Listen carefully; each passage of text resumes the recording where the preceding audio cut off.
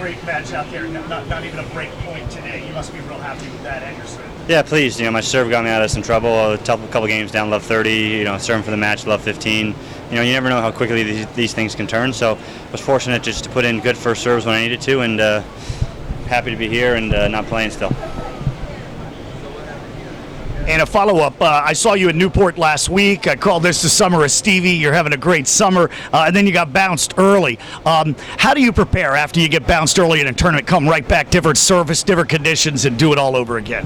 You just bounce back. I lost in Newport to Donald, who played great. We laughed about it later. It wasn't too long after the match. We're in the locker room, and he kind of chuckled, and I knew what he meant, and I just kind of said, you just played, you played too good. And he's like, yeah, one of those days where you just see it, and that's Donald. It's fine. He's a great player. I'm happy for him, and you just bounce back. It's tennis. It's 30 weeks a year. You're going to lose a lot of them, if not all of them, and it's life. You just bounce back. It's not the end of the world. You just come back and give it your best. What do you think the difference was today? You guys are kind of going serve for serve. 2 games. He missed a bunch of first serves, and I played good points. I got him the points, and I think the biggest difference was just, on his serve, I was able to get into a few more points. On my serve, I was playing first strike tennis, and it was really dictating. So he wasn't, able to run balls down and be an athlete, which he's very capable of. And I think that was the biggest difference.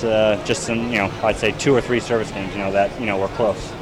Being your highest ranking ever, given where you were a couple of years ago, how does that feel to being in the top 25? Yeah, it's great, but it's not the end of the road for me. I just want to keep getting better, and hopefully the number reflects that. But if not, I'm just going to try and get better every day. My career hopefully will be 10 years more, and at the end of that, I want to look back and just know I did everything I possibly could. And the number's great when it gets smaller, but if it doesn't, you just got to trust the process and just try and keep getting better. How does winning a title change things, if it does? I think it changes things, just to know that you can. But other than that, it didn't change much. I knew I was capable always of winning a title, and hopefully, multiple titles. But once you win it, then you know what it feels like. You know what it's like to be serving for a title, what it's like. You get to those situations a little bit more, and then you just hopefully become more comfortable once you get to finals. So, I think that's the only thing that really changes. And is there a difference having won at the ATP level as opposed to all this?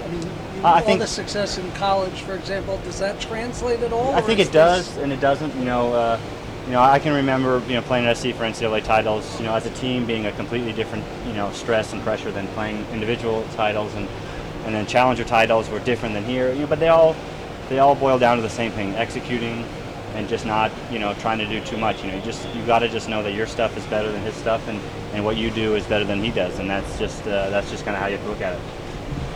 Okay, there was go ahead. Go ahead. It's okay. There was an article today in the New York Times about expensive haircut for men, and Roger Federer had his picture in there. Apparently, he's got good hair. He's got good hair. So, how much have you ever spent for a haircut?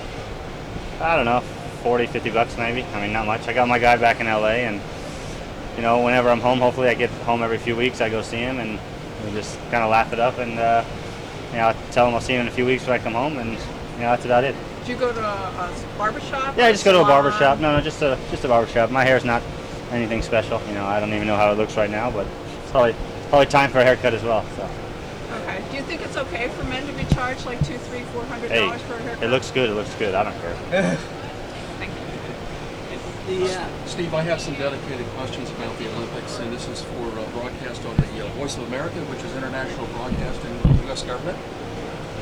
This is going to be your Olympic debut. You must be pretty excited. Yeah, super exciting. Anytime you get a chance to represent your country in an event like the Olympics, really is an honor. And I think it's going to be even more fun for me because I have a lot of friends from USC that are also going to the Olympics, from other countries and other sports. So it's like a brotherhood, at USC, and we're a big family. So I've already been in touch with a bunch of other, fellow Trojans, and hopefully we'll get a chance to support each other down there.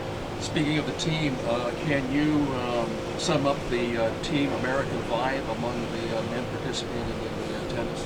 I think it's great. We have a great group of guys. Mike and Bob will be the leaders. They're the oldest guys on the team. They've played, I want to say, this will be their 4th. So, we're going to look to those guys for, maybe if we get a little nervous or those guys to kind of calm us down. But, Jack's a great player. Dennis, Ryan Baker, all of us are accomplished tennis players, and gonna go down there, push each other, and I know we're gonna hopefully play well and play for each other. In addition to singles, you're going to be playing doubles, so it's double duty, no pun. Yeah, double duty, it's great. Jack and I had a good win last night. We're just trying to work out the kinks. We don't often play together. Just, we always play with, our own partners, and Vashik and myself and Sam.